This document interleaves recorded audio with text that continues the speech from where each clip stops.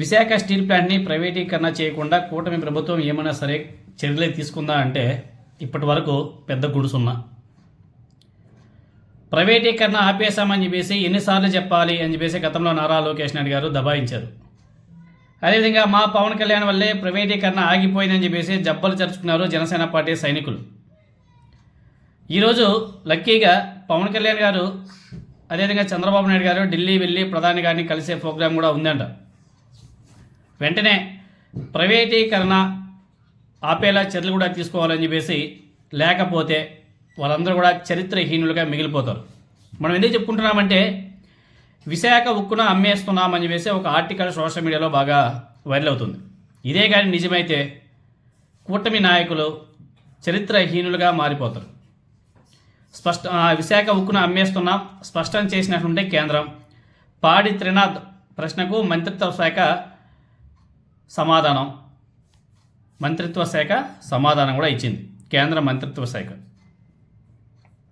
Article social మీడియాలో కూడా viral అవుతుంది. ఒకవేళ ఇదే నిజమైతే కూటమి నాయకులు ఒకసారి పునఃపరిశీలన చేసుకోవాల్సిందిగా కోరుతున్నాం.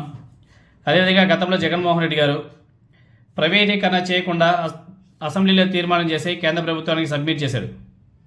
అప్పుడు కేంద్ర ప్రభుత్వం కూడా ఒక అడుగు కూడా ముందుకు వేయలేకపోయింది. దీన్ని సాక్షాత్తు కేంద్ర మంత్రే చెప్పాడు. ఆనాడు జగన్మోహన్ రెడ్డి గారు అసెంబ్లీలో తీర్మానం చేసి పంపించడం వల్ల ప్రైవేటీకరణ ఆగిపోయిందని చెప్పేసి సాక్షాత్తు కేంద్ర మంత్రే చాలా స్పష్టంగా చేశాడు. కానీ ఇప్పటి కూటమి ప్రభుత్వం మాత్రం దానికి సంబంధించి ఎటువంటి అడుగులు కూడా ముందుకు వేయడం లేదు. విశాఖపట్నం కార్మికులు రోడ్డు మీద వాళ్ళు వచ్చి ధర్నాలు కూడా చేస్తున్నారు, అయినా కానీ పట్టించుకోవడం లేదు. రోజు రోజుకి విశాఖపట్నం స్టీల్ ప్లాంట్ మీద వాళ్ళ ఆశలు కూడా వదులుకుంటున్నారు. అదేవిధంగా ఏదైతే విశాఖ ఉక్కును అమ్మేస్తున్నామో స్పష్టం చేసి ఉంటే కేంద్ర ప్రభుత్వం అని చెప్పేసి ఆర్టికల్ సోషల్ మీడియాలో వైరల్ అవుతుందో దాని గురించి కూడా విశాఖ ఉక్కును 100% అమ్మేస్తున్నట్లు కేంద్రం స్పష్టం చేసింది. పబ్లిక్ గ్రీవెన్స్ ద్వారా ప్రముఖ కార్మిక నాయకుడు పాడి త్రినాథ్ అడిగినటువంటి ప్రశ్నకు కేంద్ర ఆర్థిక శాఖ ఈ విధంగా సమాధానం ఇచ్చింది. దీంతోనే ఇంతవరకు మన నాయకులు మనల్ని ఎలా మోసం చేస్తున్నారో గ్రహించవచ్చు.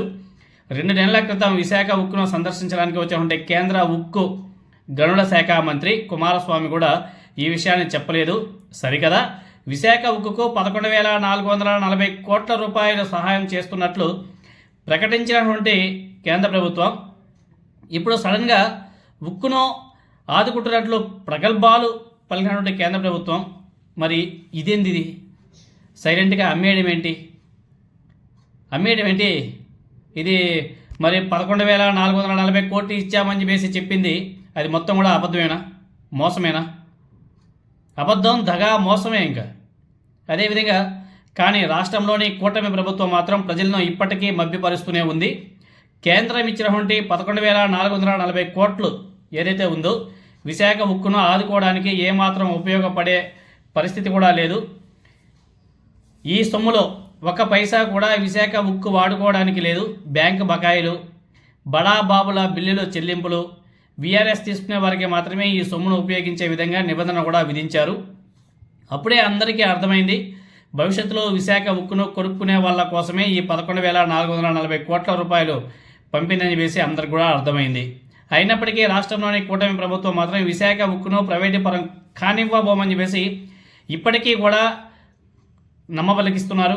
కనీసం అసెంబ్లీ ద్వారా తీర్మానాన్ని కూడా ఇప్పటివరకు కూటమి ప్రభుత్వం ప్రవేశపెట్టలేదు అంటేనే అక్కడ అర్థం చేసుకోవచ్చు వీళ్ళు దానికి ఆ ప్రైవేటీకరణకి అదేవిధంగా అమ్మేయడానికి కూడా సిద్ధంగా ఉన్నారని.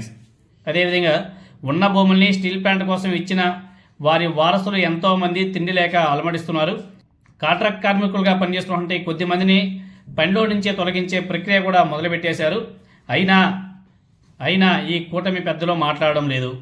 ఎన్నికల ముందు చంద్రబాబు నాయుడు గారు అదేవిధంగా నారా లోకేష్ నాయుడు గారు, పవన్ కళ్యాణ్ నాయుడు గారు ప్రజలకు గట్టి హామీ ఇస్తూనే విశాఖ ఉక్కును ప్రైవేటీకరణ కాకుండా ఆపేస్తామని చెప్పేసి గొంతు చించుకొని మరి ఆనాడు ఉపన్యాసాలు ఇచ్చారు. తీరా అధికారంలోకి వచ్చాక ఈ విషయాన్ని పక్కన పెట్టేశారు.